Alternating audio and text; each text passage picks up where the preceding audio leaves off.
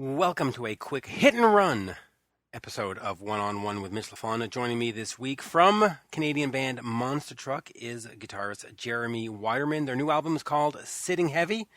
We talk about that. We talk about Canada and all the great things that make rock fantastic.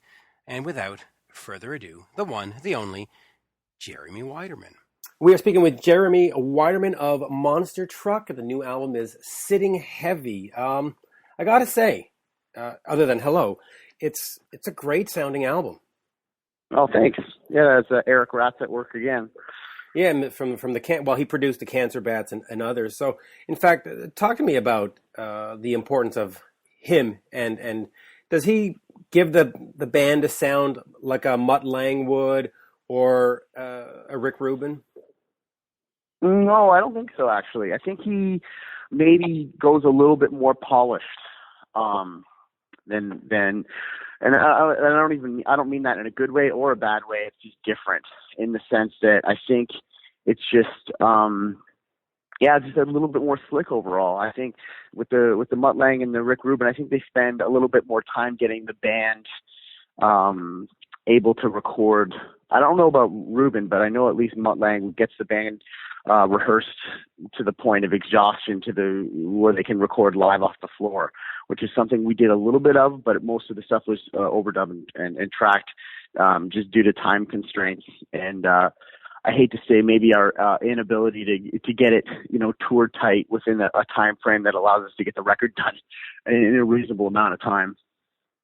Yeah, so talk to me about all the touring and stuff, because while you were doing the album, you're always out playing shows. You guys are always on the road. How do you get the album together with all those constraints? Is it sort of you come in for a couple of weeks, get it done, and then go back on the road? How did it come together? That is kind of how it came together, but it wasn't really the intention. We set aside a sizable amount of time at the beginning of 2015 to kind of get the record recorded. Well, written, pre-produced, and recorded. We had a ton of ideas going into that, and we were writing more as we were working on it. But we didn't get what we wanted to get done in time. And then when we got near the end of what we had allotted for the recording process, we realized that we needed an additional session. And we were all getting ready to go on tour with Nickelback in Australia. So there was this kind of like hectic period where we were kind of overlapping everything, and we were, finishing up one part of the record. We were getting ready to tour in Australia for the first time, and we were continuing to write and get ready to continue on with another session when we returned from Australia. So it was a pretty stressful time, and it was a situation that, I wouldn't want to, do again on purpose, but it did end up working out. And, we ended up having a successful tour. We ended up happy with the songs we recorded before the tour, and we were even happier with the songs that we did after the tour while we were under the gun. So no regrets, at least from the final product standpoint. Is that sort of the way to build a career in this day and age? You don't really have, like in the 80s, a record company that sent you a whole bunch of cash and said, let me support you on tour. Is it just sort of hard work? You just have to be visible all the time? I don't know how they did it in the 80s. I know there was a lot more money available, but at least from what works for us is just staying busy all the time, whether that means, constantly writing and having to deal with the rigors of going out on the road while you're writing. But it just really just ends up with us trying to be as busy as possible and trying to, continually have songs in the bank and, keeping everything else tight while we're on the road. We've had a bit more downtime than we're used to in the last couple months, and we're getting ready to kind of wind it back up again. So I think everyone's in the mood to get back on the road and is really excited to play kind of all the songs that we've written over the last year and get the record out. Yeah, it's time to get out there again. Now, when I listen to a song like Don't Tell Me How to Live, I hear Stranglehold by Ted Nugent. I hear that sort of old school rock. Is Ted an influence? Not for me personally, no. And when you start thinking about influences and kind of the direction that we've been pushing the band, I don't think there's anything tangible or conscious that we think about when we're working on the sound. It's really gotten to the point now where we've been writing music and listening to music for so long that I don't even know where the inspiration comes from anymore at this point. We're just kind of writing based on the foundation that we laid down in the past with the previous albums. And it's really just kind of an organic experience of like sitting down with the guitar and just having stuff come out and, kind of whatever, piques our interest as we're kind of just riffing away, we kind of just gravitate towards that, and we record it in the phone, we save it for later, come back to it, and work on it as a group. Stony Creek is a place in Ontario. You sponsor, or the band sponsors, girls hockey. Mm-hmm. Talk to me about that involvement, because I see that as being, first of all, you go, oh, well, their hockey, it's got to be guys, and it's not. There's sort of the overlooked segment of the sports thing. Is it just important to give back to the community? How did that all get involved? That was kind of a situation where we were sitting there thinking about sponsoring my own beer league hockey team, and then I started thinking about how, not dumb, but how kind of fruitless that is.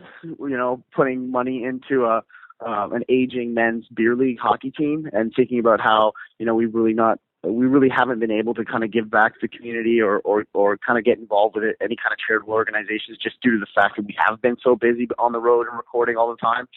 And so we had this little bit of money set aside and a little bit of time set aside at the end of last year that we just thought it would be a cool idea to sponsor a youth hockey team in addition to the beer league thing.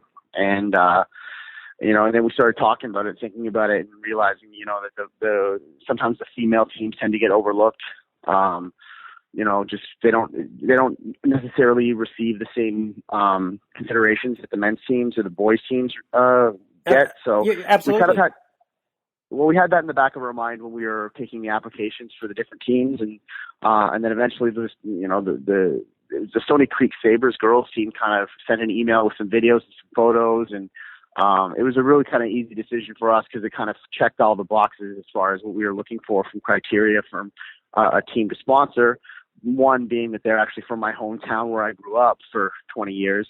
And, they were the kind of like the right age group where they're still kind of developing their skills, and they're in the right kind of league where they're like not a rep team, and the parents don't have tons of money to put into tournament fees and all the other stuff. So it was something that we just kind of did as kind of a, half just for fun and half to kind of give back. And then once we kind of went through with it, we saw how awesome it was and how much they appreciated it and how much, attention it got, which was kind of surprising to us because, there's been so many bands out there doing so many great things, especially in our community. So it was kind of a no-brainer after the fact. What is sponsorship meaning? I mean, is it you just send a check and then you never see them again, or do you show up and watch practices and help with other things? What is the involvement other than, okay, we contributed some money, but does it sort of stop there? Or is there more to it? I think it was the money, obviously, because at the end of the day, it ended up going to actually 3 different teams. There's only 3 teams in that league, so it ended up going to all 3 teams. Oh, great. And then also we've kind of followed up with them, and we went to one of the games last month and got to meet the team, meet the coaches and the parents. And that was when we actually realized how much of an impact it had on everything, which, we thought we were doing a good thing. But when you see how excited the girls are about, the involvement with the band, and it's kind of, it adds just another element than just having like a siding company or an auto body shop sponsoring your team, where they actually right. They know who we are in the music scene, and they're excited about the involvement and the support that we've kind of given them. Which at the end of the day, the monetary support, it's such an expensive sport. We put in what we could, but it's still pales in comparison to how much actually has to go into the league over the years. So it was just something for fun. It was something that we were happy to be a part of, and actually getting to see the team and watch them play and how excited they were about everything just made it all the better. Right, and of course they've got your crest on their jerseys, which is kind of cool too, right? They're really excited about it, and they actually have taken a liking to the band now as far as music is concerned, and we've I think we're going to probably do at least one more event with them where we get on the ice and play a little shinny, which should be fun for them to see how much better they are than us. Yeah. Let's talk about the band and its development. You've had Juno's Breakthrough Artist. You've had Best Rock Album. Is there such a thing as a band getting too big too fast, or is it just, wow, this is exciting? I think we've done it at a really healthy pace. You know, if all those things had come within a year or two, I think you might be onto something. But with the situation being that we're about to enter our 7th year as a group, wow, I think everything's come in stride, and we haven't really jumped ahead of the line or, in any regard. You know, we didn't win the Rock Album of the Year. The breakthrough group, that we did win, I don't feel like we really even deserved it. So, it was just a situation where those kind of things, at the end of the day, all that award stuff and the Juno stuff, the real good thing to take from that is just the experience of being there and kind of seeing the entire Canadian music community come together and getting to meet everybody and having them all in one place. Because it's funny, all the different parallels that you kind of find between all the other bands and management companies and record labels, no matter if they're in hip hop or dance music or pop music, everyone's kind of telling the same story, which is, bands from Canada trying to break through into other territories. So it's kind of a great community to kind of get together at least once a year, where everyone can kind of take a weekend to kind of, talk about the struggles and successes and everything else that goes into, being a Canadian musician. And then the awards thing is kind of secondary. It kind of is the thing that almost kind of gets in the way of all the other good stuff. Do you think it's easier as a Canadian as a Canadian artist now to break into other markets? I've spoken to Lawrence Gowan and Honeymoon Suite about their beginnings, and they were like, no, the record company didn't want to sell us to England. The record company, they kept us to... That's changed, though. At least I think it's changed. Are you finding it easier to be accepted in the UK and in the States, or is it still, you're a Canadian band? Sorry. It's so individualistic when right. you think about those kind of things, because there's certain things that work better in territories. For us, the US has been really tough. Europe and the UK has not been very tough. It's not been easy, but it's certainly shown a lot more potential in a lot quicker of a time period than we've experienced in the United States. And it's something that we're obviously going to start focusing in on more than the U.S. just because of the potential that we've seen in the short time that we've been going there. So it's hard to say because I don't know how other people have had, I don't know what other bands have had to go through as much as what we've had to do. And, if anything, I would assume that everyone else does the same kind of thing we do, which is, do what you can to test out the markets that you can. And then where you see the potential kind of, return and strike again. And so, we've done that. And with this album, it's the first one that we're going to release kind of in multiple territories all at once. Sittin' Heavy's coming out in Europe, UK, and Canada, and the US all at once. And I'm not expecting that much traction in the United States, and it's not, keeping me up at night because, we're seeing all that great coverage and all that excitement that we're getting over in the UK and Europe. Yeah, and you're also getting a lot of excitement from legends. I mean, a lot of big name guys are talking about you. In fact, just this morning, 10 minutes ago, Don Jameson of that metal show was tweeting about how great the new monster truck is. Yeah, talk to me a bit about that and some of these guys that are talking about you. Well, that's the kind of thing that kind of assures us that, if we are having any lulls or lack of exposure in certain territories, that it's okay, because all that stuff takes time. And, having people like that, Eddie Trunk, and all those guys, whether it's, Dee Snider or Slash or Alice in Chains, those guys, know the business and they've been around forever. So when we see that kind of excitement from people that have been there and done that, it makes us less worried about, stuff starting out slow or certain markets not working out right away. And it's always exciting. The kind of encouragement you get from having artists like that, praise your album or your songs or whatever, is just, it's an immeasurable amount of encouragement, and just puts the wind in our sails a little bit when the going gets tough. It's got to be sort of also a kick to all of a sudden say, "Oh wow, Dee Snider is noticing me! Oh my, how cool is that?" Right? It also kind of opens up bridges for new new opportunities for us, because next thing we had John, our singer, going out to see his musical in Toronto, and you just get those kind of talks happening where everyone kind of wants to help each other, and it just allows us to expose the band that much more. Yeah. Now you opened for Deep Purple along the way. They have now been elected to the Rock and Roll Hall of Fame for whatever that's worth. Just tell me a little bit about being in their presence and opening for them, and what was it like? It's a pretty distant memory at this point. I think it was about 5 years ago now, Yep. and I don't remember it all that well.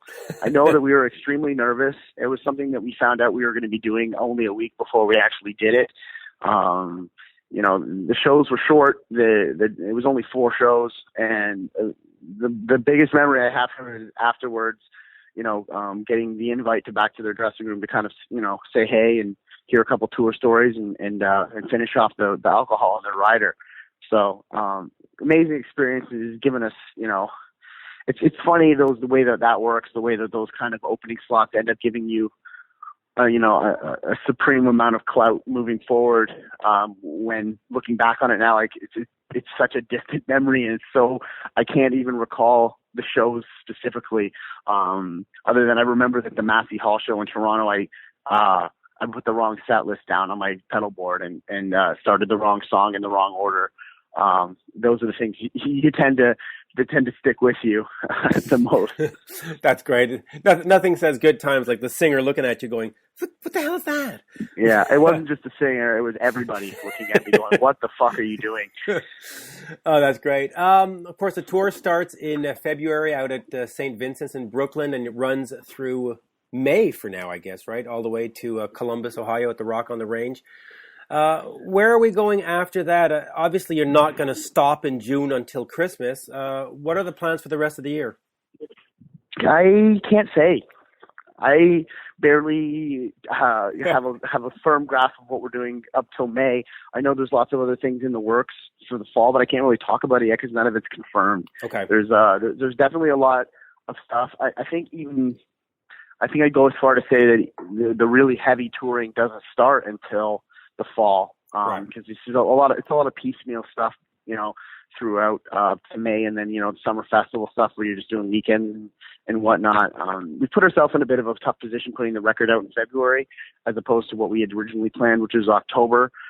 Being that all that stuff gets booked a month or two ago, and now we're just getting underway, kind of almost behind the gun now. So I think what you're going to see is a lot of us just reaching out, trying to get as much as we can up through the summer. Then is really starting to hit the heavy touring in the fall and the winter. And then I think 2017 is going to be more so the year that we really, really are capitalizing on the release of this album. Is it, and I know you can't talk about specific plans, but are you going for opening slots for sort of larger bands, like arena bands and stuff? Or are you really just going to focus on this is Monster Truck and let's do our own headline shows and let's build it this way? Again, it's the situation where we're just going to mix it all up, I think. Okay. There's definite markets where we need to still do some opening work and really get the name of the band out there. But then there's other markets where we have a fan base and they're clamoring for a headline show. So it's going to be us trying to really balance those two things out and do the right thing in each market. Of course, understanding that that's impossible, that there's just certain situations where you're going to be opening for somebody when, you've got fans out in the crowd that want to hear a headlining set, and you're going to be playing a headlining set in places where they're wondering who you are and why you're there to begin with. So it's just the nature of, being on the road and trying to get trying to connect all the dots as far as getting your touring plan, in concrete. All of that. And I'll finish with this. You've been in video games, Rocksmith 2014 and the EA NHL 2013. It seems to be that new bands have to find these alternate marketing avenues. Is that something that you plan on doing more of? Yeah, I plan on getting paid for them in the future.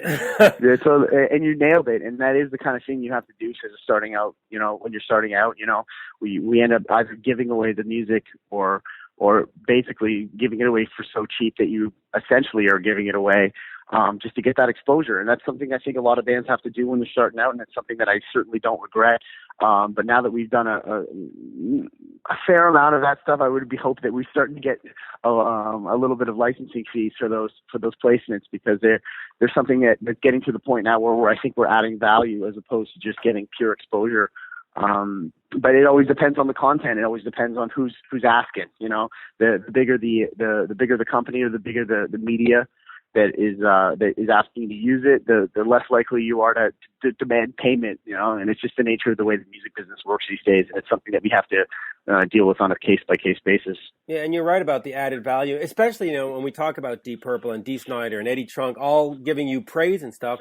That actually goes back to those companies and says, hey, it's not just some Canadian band from Hamilton. Now we're talking about this band that has some stature. Let's go. So sort of all works hand in hand somehow, right? Yeah, like the next time NHL, the video game comes asking for a song, we'll definitely be asking for some money. But, if a bigger, if the NFL came knocking on our door, I'm pretty sure we'd deliver it to them with a bow on it. So it's just one of those situations where we just kind of look at it and kind of, see where we are in the, on the totem pole of what we're able to get and do our best because, sooner or later the bills have to get paid. Yeah, and you're doing great. And of course, unless I'm mistaken, your NHL team is the Toronto Maple Leafs, right? That is incorrect. I am a Montreal Canadiens fan. Oh, thank God. We then it was a pleasure talking to you because I'm a Canadiens fan too. So, I know you are. Yeah. Well, that's the situation I have to deal with being in Hamilton all the time. I'm just surrounded by Leaf fans. And it doesn't, over the years, it hasn't been that hard due to the fact that they've been so horrible for so long. But I think you're about to see a huge shift in the Maple Leafs organization, or it's already begun, really. Right. And I think they're going to be a little bit more of a formidable foe coming in the next couple seasons. Yeah, well, listen, let's hope that doesn't happen. But I think we're going that way. I welcome the challenge. Well, and things are challenging for the Canadians these days. I don't know what they're doing, but 30th in the league is not that far away at this point. It's going to be okay. It's going to be all right. Always a pleasure, and I certainly look forward to the show in Montreal in March at the Corona Theatre. Thank you, and of course, everybody should get out there and buy Sittin' Heavy on February 19th. There you go. Thanks, Mitch. Always, anytime. All right. Cheers. Thank you. Cheers, man. And there you have it, folks, my interview with Canada's very own Jeremy Widerman, guitarist for the band Monster Truck. The new album is Sitting Heavy. Do yourself a favor and check that out. And check me out on Twitter at Mitch Lafon and on Facebook or in fact, just one-on-one Mitch Lafon. There you go. We're done. Thank you, folks. And we'll do this again soon. Bye for now.